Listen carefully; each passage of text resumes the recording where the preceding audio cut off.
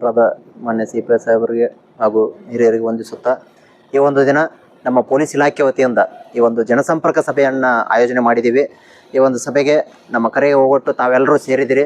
ನಮಗೆಲ್ಲರಿಗೂ ಕೂಡ ನಮ್ಮ ಇಲಾಖೆ ವತಿಯಿಂದ ಹೃತ್ಪೂರ್ವಕವಾದ ಸ್ವಾಗತವನ್ನು ಕೋರುತ್ತೇನೆ.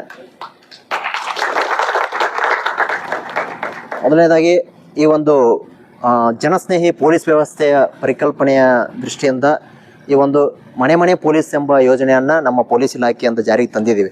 ತಮಗೆಲ್ಲರಿಗೂ ಗೊತ್ತಿದೆ, ನಮ್ಮೆಲ್ಲ ಕ್ವಾರ್ಟರ್ಸ್ಗಳಿಗೆ ನಮ್ಮ ಆಲ್ರೆಡಿ ಬೀಟ್ ಸ್ಟಾಫ್ ಬಂದು ತಮ್ಮ ಸಮಸ್ಯೆಗಳು ಏನಿದ್ದಾವೆ, ತಾವು ಎಷ್ಟು ಜನ ವಾಸ ಇದ್ದೀರಾ, ಅದರಲ್ಲಿ ಹಿರಿಯ ನಾಗರಿಕರು ಎಷ್ಟಿದ್ದಾರೆ, ಈ ರೀತಿಯಾಗಿ ಭಾಳಷ್ಟು ಮಾಹಿತಿಯನ್ನು ಕಲೆಕ್ಟ್ ಮಾಡಿದ್ದಾರೆ. ಅಂದರೆ ಒಂದು ಪೊಲೀಸ್ ವ್ಯವಸ್ಥೆಯನ್ನು ಒಂದು ಜನಸ್ನೇಹಿ ಆಗಿಸುವ ದೃಷ್ಟಿಯಿಂದ ಈ ಒಂದು ಕಾರ್ಯಕ್ರಮಗಳನ್ನು ಜಾರಿಗೆ ತೊಗೊಂಡು ಬಂದಿದ್ದಾರೆ. ಅದರಂತೆ ನಾವು ಪ್ರೋಗ್ರಾಮ್ಸ್ಗಳನ್ನು ಮಾಡ್ತಾಯಿದ್ದೀವಿ. ಅದರ ಕಂಟಿನ್ಯೂಷನ್ನು ನಾವು ಇದನ್ನು ಮುಂಚೆಯಿಂದನೂ ಮಾಡ್ತಾನೆ ಬಂದಿದ್ದೀವಿ. ಯಾವುದೋ ಬೀಟ್ ಮೀಟಿಂಗ್ಸ್ಗಳನ್ನು ಮುಂಚೆಯಿಂದ ಮಾಡ್ತಿದ್ದಾರೆ. ಇದು ಪಾರಂಪರಿಕವಾಗಿ ನಡ್ಕೊಂಡು ಬಂದಿರುವಂಥದ್ದು ಏನು ಬೀಟ್ ವ್ಯವಸ್ಥೆ ಅನ್ನೋದು. ಅದರಲ್ಲಿ ಇವತ್ತು ನಾವು ಮಾನ್ಯ CPI ಸರ್ ಅವರ ಅಧ್ಯಕ್ಷತೆಯಲ್ಲಿ ನಮ್ಮ ಮಾನ್ಯ ಹಿರಿಯ ಅಧಿಕಾರಿಗಳ ಆದೇಶದಂತೆ ಈ ಒಂದು ದಿನ ಈ ಜನಸಂಪರ್ಕ ಸಭೆಯನ್ನು ಮಾಡ್ತಾ ಇದ್ದೀವಿ. ಇದರ ಉದ್ದೇಶ ಇಷ್ಟೇ, ಒಂದು ಜಾಗೃತಿ, ಒಂದು ಕಾನೂನಿನ ಅರಿವನ್ನು ಮೂಡಿಸೋದು, ಅಲ್ಲದೆ ಒಂದು ಜಾಗೃತಿ ಕಾರ್ಯಕ್ರಮಗಳನ್ನು ಹಮ್ಮಿಕೊಳ್ಳೋ ದೃಷ್ಟಿಯಿಂದ ಈ ಜನಸಂಪರ್ಕ ಸಭೆಯನ್ನು ಮಾಡ್ತಾ ಇದ್ದೀವಿ. ಮೊದಲನೇದಾಗಿ ನಾವು ಈ ಕಾನೂನು ಅರಿವನ್ನು ಯಾವುದ್ರ ಬಗ್ಗೆ ನಾವು ಅರಿವು ಮೂಡಿಸ್ಬೋದು ಅನ್ನೋದನ್ನು ದೃಷ್ಟಿಯಿಂದ ಮಾತನಾಡಬೇಕಾದ್ರೆ ನಮಗೆ ಫಸ್ಟಾಗಿ ಕಾಣೋದೇ, ಕ್ಲಿಯರಾಗಿ ಕಾಣೋದೇ, ತಮಗೆಲ್ಲರಿಗೂ ಗೊತ್ತಿರುವಂಥದ್ದು ವಿಷಯ ಯಾವುದಪ್ಪ ಅಂದರೆ ಈ ಸಂಚಾರಿ ನಿಯಮಗಳು. ಈ ಸಂಚಾರಿ ನಿಯಮಗಳು ಗೊತ್ತಿಲ್ಲದೆ ಇರುವಂಥವ್ರು ಯಾರೂ ಇಲ್ಲ. ಅದರಲ್ಲೂ ತಾವೆಲ್ಲ ಇಲ್ಲಿ ಜಾಬ್ ಮಾಡ್ತಾ ಇದ್ದೀರಾ ಕಂಪ್ನಿಯಲ್ಲಿ, ತಮಗೆಲ್ಲ ಅದ್ರ ಬಗ್ಗೆ ಅವೇರ್ನೆಸ್ ಇದೆ, ಭಾಳಷ್ಟು ಅವೇರ್ನೆಸ್ ಇದೆ. ಸೇಫ್ಟಿ ದೃಷ್ಟಿಯಿಂದ ಆ ಸಂಚಾರಿ ನಿಯಮಗಳಲ್ಲದೆ ನೀವು ಫ್ಯಾಕ್ಟ್ರಿಯಲ್ಲಿ ಕೆಲಸ ಮಾಡಬೇಕಾದ್ರೆ ನಿಮ್ಮ ಸೇಫ್ಟಿ ದೃಷ್ಟಿಯಿಂದ ನೀವು ಏನೇನು ಅಳವಡಿಸ್ಕೊಳ್ಬೇಕು, ಯಾವ ಕ್ರಮಗಳನ್ನು ನಾವು ಫಾಲೋ ಮಾಡಬೇಕು ಅನ್ನೋದ್ರ ಬಗ್ಗೆ ಇನ್ಸ್ಟ್ರಕ್ಷನ್ನು ತಮಗೆ ಕಂಪ್ನಿ ವತಿಯಿಂದ ಕೊಡ್ತಾ ಇದ್ದಾರೆ. ಅದರಂತೆ ನಮ್ಮ ಹೊರಗಡೆ ಬಂದ್ರಂದರೆ ನಮ್ಮ ಈ ಕಂಪ್ನಿ ಪ್ರೇಮೈಸಸ್ ಬಿಟ್ಟು ನೀವು ಹೊರಗಡೆ ಬಂದ್ರಂದರೆ ಒಂದು 2 ವೀಲರ್ ಯೂಸ್ ಮಾಡ್ತಾ ಇದ್ದೀರಾ ಅಥವಾ 4 ವೀಲರ್ ಯೂಸ್ ಮಾಡ್ತಾ ಇದ್ದೀರಾ ಅಂದರೆ ನೀವು ಸೇಫ್ಟಿ ದೃಷ್ಟಿಯಿಂದ ಹೆಲ್ಮೆಟ್ ಹಾಕಬೇಕು ಅನ್ನೋದು ನಿಮಗೆ ಗೊತ್ತಿರೋ ವಿಚಾರ. ಯಾರಿಗಾದ್ರೂ ಗೊತ್ತಿಲ್ವ ಇದರಲ್ಲಿ? ಎಲ್ರಿಗೂ ಗೊತ್ತಿದೆ. ಎಲ್ರಿಗೂ ಗೊತ್ತಿದ್ದು ಹಾಕಲ್ಲ. ಒಂದು ಏನಾದರೂ ಪೊಲೀಸರು ನಿಂತಿದ್ದಾರೆ ಅಂದರೆ ಹಾಕ್ತೀರಾ, ಒಂದು ವೇಳೆ ಹಾಕಿಲ್ಲ ಅಂದರೆ ಮತ್ತೆ ಯಾರಿಗೋ ಒಬ್ರಿಗೆ ಕಾಲ್ ಮಾಡಿ ಕೊಡ್ತೀರಾ, ಅಲ್ಲ ಹಿಂಗೆ ಒಂದು ಸ್ವಲ್ಪ ಕಾಲ್ ಮಾಡಿ ಮಾತಾಡಿ ಪೊಲೀಸರು ಹಿಡ್ದಿದ್ದಾರೆ. ಈ ರೀತಿಯಾಗಿ ಮಾಡೋ ಅವಶ್ಯಕತೆ ಇಲ್ಲ. ಯಾಕಂದರೆ ಪೊಲೀಸರು ನಿಮಗೆ ಅಲ್ಲಿ ನಿಂತು ದಂಡ ಕಟ್ಟಿಸ್ತಾ ಇದ್ದಾರೆ ಅಂದರೆ ಉದ್ದೇಶ ಇಷ್ಟೇ, ನಿಮ್ಮ ಸೇಫ್ಟಿ ದೃಷ್ಟಿಯಿಂದ. ನಿಮಗೆ ಅದೊಂದು ನೈತಿಕ ಪ್ರಜ್ಞೆ ಇರಬೇಕು. ಏನು, ನಾನು ಬೈಕ್ ಓಡಿಸ್ಬೇಕಂದ್ರೆ ನನ್ನ ಸೇಫ್ಟಿ ದೃಷ್ಟಿಯಿಂದ, ನನ್ನ ತಲೆಯ ಸೇಫ್ಟಿ ದೃಷ್ಟಿಯಿಂದ ನಾನು ಹೆಲ್ಮೆಟ್ ಹಾಕಬೇಕು. ನನ್ನ ಫ್ಯಾಮ್ಲಿ ನನ್ನನ್ನೇ ನಂಬಿದೆ. ಒಮ್ಮೆ ತಲೆಗೆ ಏನಾದರೂ ಗ್ರೀವಿಯಸ್ ಆಗಿ ಪೆಟ್ಟು ಬಿತ್ತಂದರೆ ಇಮಿಡಿಯೇಟ್ ಕೋಮಾ ಸಿಚುವೇಶನ್ಗೆ ಹೋಗ್ತೀವಿ. ತಾವೆಲ್ಲ ಭಾಳಷ್ಟು ಆಕ್ಸಿಡೆಂಟ್ಗಳನ್ನು ನೋಡಿದ್ದೀರಾ. ಅದರಲ್ಲಿ ಡೆತ್ ಆಗಿರೋದು ಹೈಯೆಸ್ಟ್ ಹೆಡ್ ಇಂಜುರಿಯಿಂದ. ಮೇಜರ್ ನಮಗೆ ಏನು ಪೆಟ್ಟು ಬೀಳೋದೇ ತಲೆಗೆ, ಅದರಿಂದನೇ ಡೆತ್ ಆಗಿರೋದು ಭಾಳಷ್ಟು. ಇಲ್ಲಿ ನಮ್ಮಲ್ಲಿ ಆಗಿರುವಂಥ ಏನು ಈಗ ನಾವು ಒಂದು 2-3 ವರ್ಷದ ಹಿಸ್ಟ್ರಿ ಅಂತ ತೆಗೆದ್ರೆ ಅದರಲ್ಲಿ ಆಕ್ಸಿಡೆಂಟ್ ಆಗಿರೋದು ಹೈಯೆಸ್ಟ್ ಹೆಡ್ ಇಂಜುರಿಯಿಂದ. ಯಾಕಂದರೆ ಅವರು ಹೆಲ್ಮೆಟ್ ವೇರ್ ಮಾಡಿಲ್ಲ. ಭಾಳಷ್ಟು ಎಕ್ಸಾಂಪಲ್ಸ್ಗಳನ್ನು ತಾವು ನೋಡಿರ್ತೀರ. ಆದ್ದರಿಂದ ದಯವಿಟ್ಟು ಈ ಹೆಲ್ಮೆಟ್ ಧರಿಸ್ಬೇಕು, ಏನು ಬೈಕ್ ಓಡಿಸ್ಬೇಕಂದ್ರೆ. ಅದು ಯಾವ ಉದ್ದೇಶದಿಂದ ಅಂದರೆ ನಿಮ್ಮ ಸೇಫ್ಟಿ ದೃಷ್ಟಿಯಿಂದ. ಇನ್ನೂ ಕೆಲವೊಂದಿಷ್ಟು ಏನು ಮಾಡ್ತಾರೆ, 3 ಜನ ಹಾಕ್ತಾರೆ. ಆ್ಯಕ್ಚುಲಿ 2 ವೀಲರ್ ಕೆಪಾಸಿಟಿನ ಇಬ್ಬರೇ ಹೇಳುತ್ತೆ, ಅದರಲ್ಲೇ ಹೇಳುತ್ತೆ ಏನಂತ 2 ಜನ ಪ್ರಯಾಣ ಮಾಡ್ಬೋದು ಅಂತೇಳಿ. ಅದನ್ನು ಮಾಡಲ್ಲ ನೀವು. 3 ಜನ ಹತ್ತಿಸ್ಕೋತೀರ, ಟ್ರಿಪಲ್ ರೈಡಿಂಗ್ ಮಾಡ್ತೀರಾ. ಅದಲ್ಲದೆ ಏನು ಮಾಡ್ತೀರಾ, ಟ್ರಿಪಲ್ ರೈಡಿಂಗು ಪ್ಲಸ್ ಏನು ಮಾಡ್ತೀರಾ, ಇತ್ತೀಚೆಗೆ ಟ್ರೆಂಡ್ ಯಾವುದಪ್ಪ ಅಂದರೆ ಮೊಬೈಲ್ ಆಯ್ತು. ಒಂದು ಬೈಕ್ ಯಾವನೋ ಓಡಿಸ್ತಾ ಇದ್ದಾನಂದರೆ ಒಂದು ಇಮಿಡಿಯೇಟ್ ಏನು ಮಾಡ್ತೀರಾ, ಎಲ್ಲರೂ ಮೊಬೈಲಲ್ಲಿ ಇರ್ತೀರ. ನಾವು ಭಾಳಷ್ಟು ರೌಂಡ್ಸ್ ಮಾಡಬೇಕಾದ್ರೆ, ಪೆಟ್ರೋಲಿಂಗ್ ಮಾಡಬೇಕಾದ್ರೆ ನಮ್ಮ ಪೊಲೀಸರು ಫೋಟೋ ಮಾಡ್ತಿರ್ತಾರೆ. ನಾನು ಇದ್ನಂದರೆ ನಾನು ಬೈತಿರ್ತೀನಿ, ಹೇಳ್ತೇವೆ, ಆದ್ರೂ ಕೇಳ್ತೀರಾ. ಮತ್ತೆ ನಾವು ಹೋದ್ರೆ ಅಂದರೆ ಇನ್ನೂ ಕೆಲವೊಬ್ಬರಿಗೆ ಯಾವ ರೀತಿ ಅದು ಮೊಬೈಲಲ್ಲಿ ಇನ್ವಾಲ್ವ್ಮೆಂಟ್ ಆಗಿರ್ತಾರೆ ಅಂದರೆ ಅಲ್ಲಿ ಅಕ್ಕಪಕ್ಕದಲ್ಲಿ ಜೀಪ್ ಹೋಗ್ತಾ ಇದೆ ಅನ್ನೋನು ಗೊತ್ತಿರಲ್ಲ, ಪೊಲೀಸ್ ಫೋಟೋ ಹೊಡಿತಾ ಇದ್ದಾನೆ ಅಂತಲೂ ಗೊತ್ತಿರಲ್ಲ. ಆಮೇಲೆ ನಾವು ಪೊಲೀಸ್ ಸ್ಟೇಷನಿಗೆ ಕಾಲ್ ಮಾಡಿ ಕರೆಸಿದಾಗೆ ನಿಮ್ಗೆ ಗೊತ್ತಾಗಿರುತ್ತೆ. ಆದ್ದರಿಂದ ದಯವಿಟ್ಟು ನಿಮ್ಮ ಸೇಫ್ಟಿ ದೃಷ್ಟಿಯಿಂದ ಸಂಚಾರಿ ನಿಯಮಗಳನ್ನು ಪಾಲನೆ ಮಾಡಿ. ಓನ್ಲಿ ಪೊಲೀಸರು ನಿಲ್ತಾರೆ, ಅವ್ರು ದಂಡ ಹಾಕ್ತಾರೆ ಅನ್ನೋ ಉದ್ದೇಶದಿಂದ ಬೇಡ. ಆದರೆ ದಯವಿಟ್ಟು ತಾವು ಸಂಚಾರಿ ನಿಯಮಗಳನ್ನು ಪಾಲನೆ ಮಾಡಿ. ಅಲ್ಲದೆ ಡಾಕ್ಯುಮೆಂಟ್ಸು, ಇಂಪಾರ್ಟೆಂಟ್ ಡಾಕ್ಯುಮೆಂಟ್ಸು, ಇನ್ಶೂರೆನ್ಸು. ನಿಮ್ಮ ಬೈಕ್ ಇದೆಯಾ ಅಥವಾ ಕಾರ್ ಇದೆಯಾ, ಅದಕ್ಕೆ ದಯವಿಟ್ಟು ಇನ್ಶೂರೆನ್ಸ್ ಇದೆಯಾ ಇಲ್ಲ ಅಂತೇಳಿ ಚೆಕ್ ಮಾಡ್ಕೊಳ್ಳಿ. ಮತ್ತು ಕೆಲವೊಂದಿಷ್ಟು ಏನುತ್ತೆ, ಫಸ್ಟ್ ಏನು ಸ್ಟಾರ್ಟಿಂಗ್ ನೀವು ವೆಹಿಕಲ್ ಖರೀದಿ ಮಾಡಬೇಕಾದ್ರೆ ಏನು ಇನ್ಶೂರೆನ್ಸ್ ಕೊಟ್ಟಿರ್ತಾರೆ, ಅದಾದಮೇಲೆ ವಾಪಸ್ ನೀವು ಅದನ್ನು ನೋಡೋಂಗೇ ಇಲ್ಲ. ಕೆಲವೊಬ್ಬರಂತೂ ಆ ಡಾಕ್ಯುಮೆಂಟ್ಸು ಇಟ್ಕೊಂಡಿರಲ್ಲ. ಇಂಥ ಪ್ರಸಂಗಗಳು ಭಾಳಷ್ಟು ಆಗುತ್ತೆ. ಯಾವಾಗ ಗೊತ್ತಾಗುತ್ತೆ ಅಂದರೆ ಇಂಥದ್ದು ಏನಾದರೂ ಮೇಜರ್ ಆಕ್ಸಿಡೆಂಟ್ ಆಗಿ ಡೆತ್ ಆಯಿತು ಅಥವಾ ಜಾಸ್ತಿ ಡ್ಯಾಮೇಜ್ ಆಯ್ತು ಅಂದರೆ ಅವಾಗ ತೊಗೊಂಡು ಬರ್ತೀರಾ, ಅದು ರಿನ್ಯೂವಲ್ಲೇ ಆಗಿರಲ್ಲ. ಅವಾಗ ಇಮಿಡಿಯೇಟ್ ಇನ್ಶೂರೆನ್ಸ್ ಕಂಪ್ನಿ ಯಾವುದೂ ಜವಾಬ್ದಾರಿ ತೊಗೊಳ್ಳಲ್ಲ. ಈಗ ಭಾಳಷ್ಟು ಟಫ್ ರೂಲ್ಸ್ ಬರ್ತಾಯಿದೆ. ಮುಂಚೆ ಥರ ಇಲ್ಲ. ಅದಕ್ಕೆ ಅಂತೇಳಿ ಒಬ್ರು ಇನ್ವೆಸ್ಟಿಗೇಷನ್ ಆಫೀಸರ್ ಇರ್ತಾರೆ, ಏನೋ ಇನ್ಶೂರೆನ್ಸ್ ಕಂಪ್ನಿಯಿಂದ. ಈಗ ನೀವು 10 ಲಕ್ಷ 15 ಲಕ್ಷ ಒಬ್ಬ ಡೆತ್ ಆಗಿದ್ದಾನೆ ಅಂದರೆ 35 ಲಕ್ಷ 40 ಲಕ್ಷ ಕ್ಲೇಮ್ ಆಗುತ್ತೆ. ಅಷ್ಟು ಕ್ಲೇಮ್ ಕೊಡ್ತಾ ಇದ್ದಾರೆ ಅಂದರೆ 10 ಅಲ್ಲ, ಸ್ಟ್ರಾಂಗೆಸ್ಟ್ ರೂಲ್ಸ್ಗಳನ್ನು ಮಾಡ್ತಾ ಇದ್ದಾರೆ ಅವರು. ಅದಕ್ಕೆ ಅಂತೇಳಿ ಒಬ್ಬನು ಇನ್ವೆಸ್ಟಿಗೇಷನ್ ಆಫೀಸರ್ ಇರ್ತಾರೆ. ಇದು ಸರಿ ಇದೆಯಾ ಇಲ್ಲ, ಇವ್ರು ಇನ್ವೆಸ್ಟಿಗೇಷನ್ ಸರಿ ಮಾಡಿದಾರಾ ಇಲ್ಲ, ಆ್ಯಕ್ಚುಲಿ ಇದೇ ಗಾಡಿಯಲ್ಲಿ ಆಕ್ಸಿಡೆಂಟ್ ಆಗಿದ್ದಿದೆಯಾ, ಈ ರೀತಿಯಾಗಿ ಟಫೆಸ್ಟ್ ರೂಲ್ಸ್ಗಳು ಬರ್ತಿದ್ದಾವೆ. ಆದ್ದರಿಂದ ದಯವಿಟ್ಟು ನಿಮ್ಮ ವೆಹಿಕಲ್ದು ಇನ್ಶೂರೆನ್ಸ್ ಇದೆಯಾ ಇಲ್ಲ ಅದನ್ನು ದಯವಿಟ್ಟು ಚೆಕ್ ಮಾಡ್ಕೊಳ್ಳಿ. ಅದು ನಿಮ್ಮ ಮನೆಯಲ್ಲಿ ಯಾರೇ ಗಾಡಿ ಓಡಿಸಿ ದಯವಿಟ್ಟು ಅದರಲ್ಲಿ ಡಾಕ್ಯುಮೆಂಟ್ಸ್ ಇದೆಯಾ ಇಲ್ಲ ಅಂತೇಳಿ ನೀವು ಚೆಕ್ ಮಾಡಿದ್ರೆ ಅಂದರೆ ಇಂಥದ್ದು ಯಾವುದೇ ಆಕ್ಸಿಡೆಂಟ್ ಆದಾಗ ಆ ಸಂಬಂಧಪಟ್ಟ ಇನ್ಶೂರೆನ್ಸ್ ಕಂಪ್ನಿಗೆ ನೀವು ಏನು ತುಂಬಿರ್ತೀರ ಅವರೇ ಅದರದ್ದೆಲ್ಲ ಜವಾಬ್ದಾರರಾಗಿರ್ತಾರೆ. ಅದರದ್ದು ಏನೇ ಒಂದು ಪ್ರಾಣಹಾನಿ ಆಗಲಿ ಅಥವಾ ವೆಹಿಕಲ್ ಡ್ಯಾಮೇಜ್ ಆಗಲಿ ಅದರದ್ದೆಲ್ಲ ಕ್ಲೇಮನ್ನು ಯಾರು ಮಾಡ್ತಾರೆ, ಆ ಸಂಬಂಧಪಟ್ಟ ಇನ್ಶೂರೆನ್ಸ್ ಕಂಪ್ನಿಯವರು ಮಾಡ್ತಾರೆ. ಒಂದು ವೇಳೆ ನೀವು ಅದರದ್ದು ರಿನ್ಯೂವಲ್ಲೇ ಆಗಿಲ್ಲ ಅಂದರೆ ಕಡ್ಡಾಯವಾಗಿ ಅವ್ನು ಯಾರು ಆರೋಪಿ ಇರ್ತಾನೆ, ಆ ವೆಹಿಕಲ್ದು ಯಾರು ಓನರ್ ಇರ್ತಾನೆ ಅವನೇ ತುಂಬಬೇಕಾಗತ್ತೆ. 25 ಲಕ್ಷ 30 ಲಕ್ಷ ನಾವು ಒಬ್ಬರಿಗೆ ಕ್ಲೇಮ್ ಮಾಡಿ ವಾಪಸ್ ಬದುಕೋಕ್ಕಾಗತ್ತಾ? ಈಗಿನ ಈ ಏನು ತುಟ್ಟಿ ದಿನಮಾನಗಳಲ್ಲಿ ನಮ್ಮ ಸ್ಯಾಲ್ರಿನೇ ನಾವು ಬಾಡಿಗೆ ಕಟ್ಟಿಬಿಟ್ಟು ಮಕ್ಕಳ ಎಜುಕೇಷನ್ನು ಎಲ್ಲ ಕಾಸ್ಟ್ಲಿ ಇದೆ. ಅದರೊಟ್ಟಿಗೆ ಇಂಥದ್ದೊಂದು ಕ್ಲೇಮ್ ನೀವು ಮಾಡಬೇಕಂದ್ರೆ ಸಾಧ್ಯನೇ ಇಲ್ಲ. 10 ಲಕ್ಷ 15 ಲಕ್ಷ ನೀವು ಏನಾದರೂ ಇನ್ನೊಬ್ಬರಿಗೆ ಕಟ್ಟಿಬಿಟ್ರಂದರೆ ಅದು ನಿಮಗೆ ಎಂಥ ಹೊಣೆ ಆಗುತ್ತೆ ಅಂತೇಳಿ ಗೊತ್ತಿದೆ. ಆದ್ದರಿಂದ ದಯವಿಟ್ಟು ಈ ಸಂಚಾರಿ ನಿಯಮಗಳನ್ನು ಫಾಲೋ ಮಾಡಿ. ಇದನ್ನು ಬಿಟ್ಟರೆ ಇನ್ನೂ ನಮಗೆ ಮುಂದುವರೆದು ಬರಬೇಕಂದ್ರೆ ಈ ಸೈಬರ್ ಫ್ರಾಡ್ಗಳ ಬಗ್ಗೆ ಆಲ್ರೆಡಿ ಎಲ್ಲ ತಾವು ಗೊತ್ತಿರೋದೇ ಇದೆ, ಇದು ಗೊತ್ತಿದೆ. ಯಾಕಂದರೆ ಎಲ್ಲರೂ ನ್ಯೂಸ್ ಪೇಪರ್ ಓದ್ತೀರಾ, ಎಲ್ಲರೂ ಸೋಷಿಯಲ್ ಮೀಡಿಯಾಗಳನ್ನು ಫಾಲೋ ಮಾಡ್ತೀರಾ, ಎಲ್ಲ ವಾಟ್ಸಪ್ಪು ಫೇಸ್ಬುಕ್ಕು ಇನ್ಸ್ಟಾಗ್ರಾಮ್ಗಳು ಅಕೌಂಟ್ಸ್ಗಳಿದ್ದಾವೆ. ಅದರಲ್ಲಿ ಎಲ್ಲ ಅವೇರ್ನೆಸ್ ಪ್ರೋಗ್ರಾಮ್ಸ್ಗಳು ಭಾಳಷ್ಟು ಬರುತ್ತೆ. ನಮ್ಮ ರಾಜ್ಯಾದ್ಯಂತ ದೇಶಾದ್ಯಂತ ಅವೇರ್ನೆಸ್ ಪ್ರೋಗ್ರಾಮ್ಸ್ಗಳು ಬರುತ್ತೆ. ಅದರಲ್ಲಿ ಮೇಜರ್ ಆಗಿರುವಂಥದ್ದು ಈ ಸೈಬರ್ ಫ್ರಾಡ್ಗಳು. ಆ ಸೈಬರ್ ಫ್ರಾಡ್ಗಳಲ್ಲಿ ಮೇಜರ್ ಆಗಿ ಬರುವಂಥದ್ದು ಯಾವುದಪ್ಪ ಅಂದರೆ ಡಿಜಿಟಲ್ ಅರೆಸ್ಟ್ ಅನ್ನೋದ್ರ ಬಗ್ಗೆ. ಇದನ್ನು ಮನ್ ಕಿ ಬಾತ್ ಪ್ರೋಗ್ರಾಮಲ್ಲಿ ಮೋದಿಜಿಯವರು ಹೇಳಿದ್ದಾರೆ ಅದರ ಬಗ್ಗೆ, ಈ ಡಿಜಿಟಲ್ ಅರೆಸ್ಟ್ ಬಗ್ಗೆ. ಇಂಥ ಡಿಜಿಟಲ್ ಅರೆಸ್ಟ್ ಅನ್ನೋದ್ರ ಬಗ್ಗೆ ನಮ್ಮ ಕಾನೂನು ವ್ಯವಸ್ಥೆಯಲ್ಲಿ ಯಾವುದೇ ಲೀಗಲ್ ಆಗಿ ಇಲ್ಲ. ಅಂದರೆ ಯಾವುದೇ ಪೊಲೀಸ್ ವ್ಯವಸ್ಥೆಯಲ್ಲಿ ಡಿಜಿಟಲ್ ಅರೆಸ್ಟ್ ಅನ್ನೋದು ಇಲ್ಲ, ಅದರದ್ದು ಕಾನ್ಸೆಪ್ಟೇ ಇಲ್ಲ. ಏನೇ ಇದ್ರೂ ಫಿಸಿಕಲ್ ಅರೆಸ್ಟ್ ಇದೆ. ಆ ಫಿಸಿಕಲ್ ಅರೆಸ್ಟ್ ಮಾಡಬೇಕಂದ್ರೆ ಅದರದ್ದೇ ಆದಂಥ ರೂಲ್ಸ್ಗಳಿದ್ದಾವೆ. BNSS ಪ್ರಕಾರ, ಭಾರತೀಯ ನ್ಯಾಯ ಸುರಕ್ಷಾ ಸಂಹಿತೆ ಪ್ರಕಾರ ಅದರದ್ದೇ ಆದಂಥ ರೂಲ್ಸ್ಗಳಿದೆ. ಹೇಗೆ ಒಬ್ಬನ ಅರೆಸ್ಟ್ ಮಾಡಬೇಕಂದ್ರೆ ನಾವು ಅವ್ರಿಗೆ ಇಂಟಿಮೇಷನ್ ಮಾಡಬೇಕು, ಅವ್ರ ಸಂಬಂಧಿಕರು ತಂದೆ ತಾಯಿನೋ ಅವ್ರಿಗೆಲ್ಲ ಇಂಟಿಮೇಷನ್ ಮಾಡಬೇಕು. ಈ ರೀತಿಯಾಗಿ ಫಿಸಿಕಲಿಯಾಗಿ ಅರೆಸ್ಟ್ ಮಾಡೋದು ನಮ್ಮ ಪೊಲೀಸ್ ವ್ಯವಸ್ಥೆಯಲ್ಲಿದೆ. ಇದೇನು ಡಿಜಿಟಲ್ ಅರೆಸ್ಟ್ ಅನ್ನೋದ್ರ ಬಗ್ಗೆ ಯಾವುದೂ ಇಲ್ಲ. ಅಲ್ಲೆಲ್ಲ ಕ್ರಿಯೇಟೆಡ್ ಅದು, ಅಂದರೆ ನಿಮ್ಮನ್ನು ಏನು ಫ್ರಾಡ್ ಮಾಡೋ ಉದ್ದೇಶದಿಂದ ಆ ರೀತಿ ಸೆಟಪ್ಪನ್ನು ಮಾಡಿರ್ತಾರೆ. ಯಾವ ರೀತಿ ಸೆಟಪ್ ಇರುತ್ತೆ ಅಂದರೆ, ಒಂದು ವಿಡಿಯೋ ಕಾಲ್ ಮಾಡ್ತಾನೆ, ಅಲ್ಲೆಲ್ಲ ಒಂದು ಸೆಟಪ್ ಮಾಡ್ಕೊಂಡಿರ್ತಾರೆ. ಯಾವ ರೀತಿಯಾಗಿ ಒಂದು ಪೊಲೀಸ್ ಸ್ಟೇಷನ್ ಅನ್ನೋ ಥರ ಫೇಲ್ ಬರ್ಬೇಕು ನಿಮಗೆ. ಯಾವನೋ ಒಬ್ಬನು ಪೊಲೀಸ್ ಆಫೀಸರು, ನಾನು ಸೈಬರ್ ಸೆಲ್ದಿಂದ ಮಾತಾಡ್ತಾ ಇದ್ದೀನಿ, ನಿಮ್ಮ ಮಗ ಏನು ಮಾಡಿದ್ದಾನೆ, ಇಂಥದ್ದೊಂದು ಸ್ಮಗ್ಲಿಂಗಲ್ಲಿ ಸಿಕ್ಕಾಕೊಂಡಿದ್ದಾನೆ ಅಥವಾ ಇಂಥದ್ದೊಂದು ಟ್ರಾನ್ಸಾಕ್ಷನಲ್ಲಿ ಸಿಕ್ಕಾಕೊಂಡಿದ್ದಾನೆ, ಒಂದು ನಾವು ಡಿಜಿಟಲ್ ಅರೆಸ್ಟ್ ಮಾಡಿದ್ದೇವೆ, ಆದ್ದರಿಂದ ನಾವು ಕಳಿಸುವಂಥ ಅಕೌಂಟ್ ನಂಬರಿಗೂ ಅಥವಾ ಗೂಗಲ್ ಪೇನೋ ಫೋನ್ಪೇಗೂ ನೀವು ಇಷ್ಟು ಅಮೌಂಟ್ ಹಾಕಬೇಕು, ಇಲ್ಲಾಂದರೆ ಏನು ಮಾಡ್ತೀರಿ, ಡಿಜಿಟಲ್ ಅರೆಸ್ಟ್ ಮಾಡಿ ನೀವು ಕಾನೂನಿಗೆ ಬಲಿ ಆಗ್ತೀರಿ ಅಂಥೇಳಿ ಎಕ್ಸ್ಟಾರ್ಷನ್ ಮಾಡ್ತಾರೆ, ಹೆದರಿಸ್ತಾರೆ. ಆದ್ದರಿಂದ ದಯವಿಟ್ಟು ಇಂಥವು ಯಾವುದೇ ಕರೆ ಬಂದರೆ ನೀವು ಅವಾಯ್ಡ್ ಮಾಡಿ. ಅಂಥದ್ದು ಏನಾರು ಇತ್ತಂದರೆ ಇಮಿಡಿಯೇಟ್ ಸ್ಟೇಷನ್ಗೆ ಬನ್ನಿ. ಆದರೆ ಇಂಥದ್ದು ಯಾವುದೇ ಡಿಜಿಟಲ್ ಅರೆಸ್ಟ್ ಅನ್ನೋದ್ರ ಬಗ್ಗೆ ಇಲ್ಲ ಅನ್ನೋದ್ರ ಬಗ್ಗೆ ಭಾಳಷ್ಟು ಅವೇರ್ನೆಸ್ ಮೂಡಿಸಿದ್ದಾರೆ. ಅದರಿಂದ ತಾವು ತಿಳ್ಕೊಳ್ಳಿ ಅದ್ರ ಬಗ್ಗೆ. ಇದು ಬಿಟ್ಟರೆ ಇನ್ನು ಇನ್ವೆಸ್ಟ್ಮೆಂಟ್ ಫ್ರಾಡ್ಗಳು ಹೈಯೆಸ್ಟ್ ನಮ್ಮ ಸ್ಟೇಷನ್ ಲಿಮಿಟ್ಸಲ್ಲಿ ಆಗಿರೋದು ಈ ಇನ್ವೆಸ್ಟ್ಮೆಂಟ್ ಫ್ರಾಡ್. ತಾವೆಲ್ಲ ಈಗ ಕಂಪ್ನಿಯಲ್ಲಿ ಕೆಲಸ ಮಾಡ್ತಾ ಇರೋದ್ರಿಂದ ತಮಗೆಲ್ಲ ಈ ಶೇರ್ ಮಾರ್ಕೆಟ್ ಬಗ್ಗೆ ಅದು ಎಲ್ಲ ನಾಲೆಜ್ ಇರುತ್ತೆ, ವೆಲ್ ನಾಲೆಜ್ಡ್ ಇರುತ್ತೆ. ಈ WCPM ಕಂಪ್ನಿ ಇದೆ ಅಂದರೆ ಇದರದೇ ಆದಂಥ ಒಂದು ಶೇರು ಎಲ್ಲಿದೆ, ಶೇರ್ ಮಾರ್ಕೆಟಲ್ಲಿ ಆ್ಯಡ್ ಇದೆ. ಅದಕ್ಕೆ ಶೇರನ್ನು ಖರೀದಿ ಮಾಡೋದು ಮಾರಾಟ ಮಾಡೋದು ಅದು ಆ್ಯಸ್ ಅ ಲೀಗಲ್ ಆಗಿ ನ್ಯಾಷನಲ್ ಸ್ಟಾಕ್ ಎಕ್ಸ್ಚೇಂಜು ಮತ್ತು ಬಾಂಬೆ ಸ್ಟಾಕ್ ಎಕ್ಸ್ಚೇಂಜ್ ಮಾರ್ಕೆಟ್ಗಳಲ್ಲಿ ಈ SEBI ನಿಯಂತ್ರಣದಲ್ಲಿ ನಡೀತಾ ಇದೆ. ಅದು ತಮಗೆಲ್ಲರಿಗೂ ಗೊತ್ತಿರೋ ವಿಷಯ. ಅದರಲ್ಲದೆ ನೀವು WCPM ಶೇರು ತಮ್ಮ ಹತ್ರ ಇರ್ಬೋದು, ಯಾಕಂದರೆ ಇಲ್ಲಿ ಉದ್ಯೋಗಸ್ಥರು ಇರೋದ್ರಿಂದ ಅದ್ರ ಬಗ್ಗೆ ಅವೇರ್ನೆಸ್ ಇರುತ್ತೆ. ಇದು ಬಿಟ್ಟು ಈಗ ಇಲ್ಲಿಗಲ್ ಆಗಿ ನಡೀತಾ ಇದೆ. ಹೇಗೆ, ಈ ಸೋಷಿಯಲ್ ಮೀಡಿಯಾಗಳಲ್ಲಿ ಯಾವುದೋ ಇನ್ಸ್ಟಾಗ್ರಾಮು ಅಥವಾ ಟೆಲಿಗ್ರಾಮು ಫೇಸ್ಬುಕ್ಕು ವಾಟ್ಸಪ್ಗಳಲ್ಲಿ ಅಡ್ವರ್ಟೈಸ್ಮೆಂಟ್ಗಳು ಬರುತ್ತೆ. ಏನಂತ, ಇಷ್ಟು ನಾನು ಇನ್ವೆಸ್ಟ್ ಮಾಡಿ ಇಂಥವನು ಒಂದು 2 ಪಟ್ಟು 3 ಪಟ್ಟು ಅಮೌಂಟನ್ನು ತೊಗೊಂಡಿದ್ದಾನೆ. ಎಕ್ಸಾಂಪಲ್ಸ್ಗಳನ್ನು ವಿಡಿಯೋ ಮುಖಾಂತರ ತಮಗೆ ಬರ್ತಿರುತ್ತೆ ಗ್ರೂಪ್ಸ್ಗಳಲ್ಲಿ. ಇವೆಲ್ಲ ಅನಾಮಧೇಯ ಗ್ರೂಪ್ಸ್ಗಳಿರುತ್ತೆ, ಅದರಲ್ಲಿ ನೀವು ಆ್ಯಡ್ ಆಗಿರುತ್ತೆ ನಿಮ್ಮ ನಂಬರು. ಇದನ್ನು ನೋಡಿಬಿಟ್ಟು ನಿಮಗೇನಾಗುತ್ತೆ, ಆಸೆ ಬರುತ್ತೆ, ಯಾವುದಲ್ಲಪ್ಪ ಇದು 1 ಲಕ್ಷದಿಂದ 2 ಲಕ್ಷ ಆಯಿತು 3 ಲಕ್ಷ ಹೀಗೆಲ್ಲ ತೋರಿಸ್ತಾ ಇದೆ, ನಾನು ಇದನ್ನು ಲಾಭ ಪಡ್ಕೋಬೇಕಂತೇಳಿ ಏನು ಮಾಡ್ತೀರಾ, ನೀವು ಯಾವನ ಅಡ್ಮಿನ್ ಇರ್ತಾನೆ ಅವ್ನಿಗೆ ಕಾಂಟ್ಯಾಕ್ಟ್ ಮಾಡ್ತೀರಾ ಮೆಸೇಜ್ ಮಾಡಿ. ಅವಾಗ ಅವ್ನು ನಿಮ್ಮ ಜೊತೆ ಕಾಂಟ್ಯಾಕ್ಟ್ ಮಾಡ್ಕೊಂಡ್ಬಿಟ್ಟು ಒಂದು ಥರ್ಡ್ ಪಾರ್ಟಿ ಆ್ಯಪನ್ನು ನಿಮ್ಮ ಪರಿಚಯ ಮಾಡ್ಕೊಂಡ್ಬಿಟ್ಟು ಅದರ ಬಗ್ಗೆ ತಿಳಿಸ್ತಾನೆ. ನಿಮ್ದು ಇಷ್ಟು ಪ್ರಾಫಿಟ್ ಆಗುತ್ತೆ, ನೀವು ಒಂದು ಈ ಅಪ್ಲಿಕೇಶನನ್ನು ಡೌನ್ಲೋಡ್ ಮಾಡಬೇಕಾಗುತ್ತೆ ಅಂತೇಳಿ ಪ್ಲೇಸ್ಟೋರಿಂದ ನೀವು ಥರ್ಡ್ ಪಾರ್ಟಿ ಅಪ್ಲಿಕೇಶನನ್ನು ಲಿಂಕ್ ಕಳಿಸಿ ಡೌನ್ಲೋಡ್ ಮಾಡಿಸ್ತಾನೆ. ಇದನ್ನು ಬಿಟ್ಟು ಏನು ಮಾಡ್ತಾನೆ, ಮಲ್ಟಿಪಲ್ ಅಕೌಂಟ್ಸ್ಗಳನ್ನು ನಿಮಗೆ ಕಳಿಸ್ತಾನೆ. ಈ ಅಕೌಂಟ್ಸ್ಗಳಿಗೆ ನೀವು ಅಮೌಂಟ್ ಹಾಕಿ ನಾವು ಅದನ್ನು ಆ್ಯಪಲ್ಲಿ ಇದನ್ನು ಮಾಡಿ ಶೇರ್ ಮಾರ್ಕೆಟಿಗೆ ಏನು ಮಾಡ್ತೀವಿ, ಇನ್ವೆಸ್ಟ್ ಮಾಡ್ತೀವಿ, ಅದರಿಂದ ತಮಗೆ ಪ್ರಾಫಿಟ್ ಬರುತ್ತೆ ಅಂತೇಳಿ ನಂಬಿಸ್ತಾನೆ. ಅವಾಗ ನೀವೇನು ಮಾಡ್ತೀರಾ, ಆ ಮಲ್ಟಿಪಲ್ ಅಕೌಂಟ್ಸ್ಗಳಿಗೆ ಅಮೌಂಟನ್ನು ಹಾಕ್ತೀರಾ. ಆ ಅಮೌಂಟು ಆ ಥರ್ಡ್ ಪಾರ್ಟಿ ಅಪ್ಲಿಕೇಶನ್ನು ಅವರೇ ಡೆವಲಪ್ ಮಾಡಿರ್ತಾರೆ.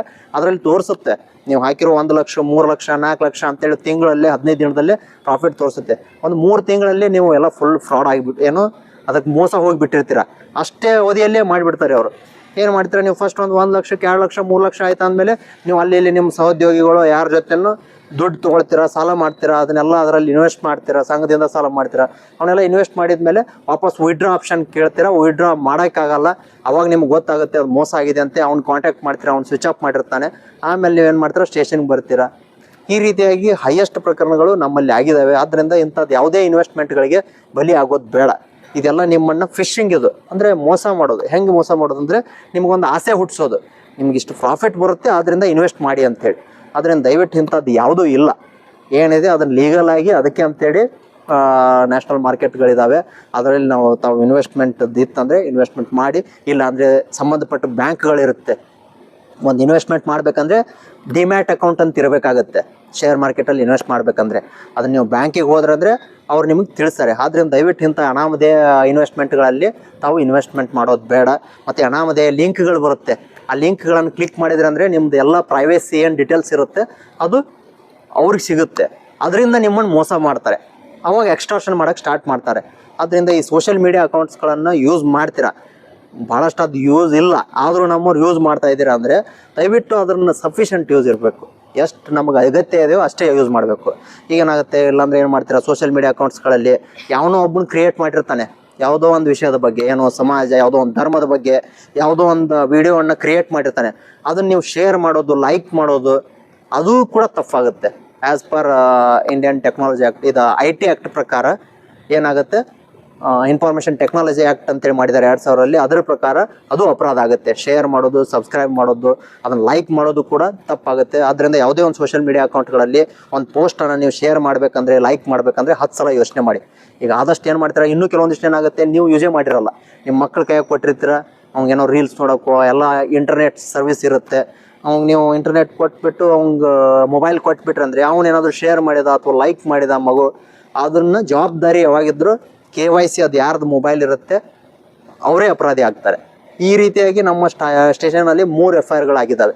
ಅದರಿಂದ ದಯವಿಟ್ಟು ನೀವು ಮಕ್ಕಳ ಕಡೆ ಮೊಬೈಲ್ ಕೊಡಬೇಕಂದ್ರೂ ಇದ್ರ ಬಗ್ಗೆ 10 ಸಲ ಯೋಚನೆ ಮಾಡಿ, ಅದರ ಬಗ್ಗೆ ಕೇರ್ ಇರಲಿ ಮಕ್ಕಳ ಬಗ್ಗೆ. ನಮ್ಮ ಮಕ್ಕಳು ಏನು ಮಾಡ್ತಾ ಇದ್ದಾರೆ ಏನಿಲ್ಲ ಅಂತೇಳಿ ದಯವಿಟ್ಟು ಕಾನೂನನ್ನು ತಾವು ತಿಳ್ಕೊಳ್ಳಿ. ಅಲ್ಲದೆ ಕಾನೂನನ್ನು ಅರಿವು ಮೂಡಿಸ್ರಿ. ನಿಮ್ಮ ಮನೆಯವರಲ್ಲಿ ಯಾರು ನಿಮ್ಮ ಸಹೋದರರು, ನಿಮ್ಮ ಸಹೋದ್ಯೋಗಿಗಳು ಈ ವಿಷಯಗಳನ್ನು ತಿಳಿಸಿ ದಯವಿಟ್ಟು ಸಂಚಾರ ನಿಯಮಗಳನ್ನು ಫಾಲೋ ಮಾಡಿ. ಈ ಸೈಬರ್ ಅಪರಾಧಗಳಿಂದ ಆದಷ್ಟು ನೀವು ಬಚಾವಾಗಿ. ಇಂಥದ್ದು ಏನೋ ಒಂದು ಅಪರಾಧ ಆಯಿತು, ಅಚಾನಕ್ ಆಯಿತು, ನಿಮ್ದು ಏನೋ ತಪ್ಪಿರಲಾರ್ದೆ ಆಯ್ತು ಅಂದರೆ ಇಮಿಡಿಯೇಟ್ ತಾವು 1930 ಅಂತೇಳಿ ಒಂದು ಪೋರ್ಟಲ್ ಇದೆ, ಸೈಬರ್ ಪೋರ್ಟಲ್ ಅಂತೇಳಿ ಮಾಡಿದ್ದಾರೆ. ಇಂಡಿಯನ್ ನ್ಯಾಷನಲ್ ಲೆವೆಲಲ್ಲಿ 1930 ಪೋರ್ಟಲ್ ಇದೆ. ದಯವಿಟ್ಟು ಆ ಪೋರ್ಟಲ್ ತಾವು ಕಾಂಟ್ಯಾಕ್ಟ್ ಮಾಡಿ. ಅದರಲ್ಲಿ ಗೋಲ್ಡನ್ ಅವರ್ ಅಂತೇಳಿ ಮಾಡಿದ್ದಾರೆ.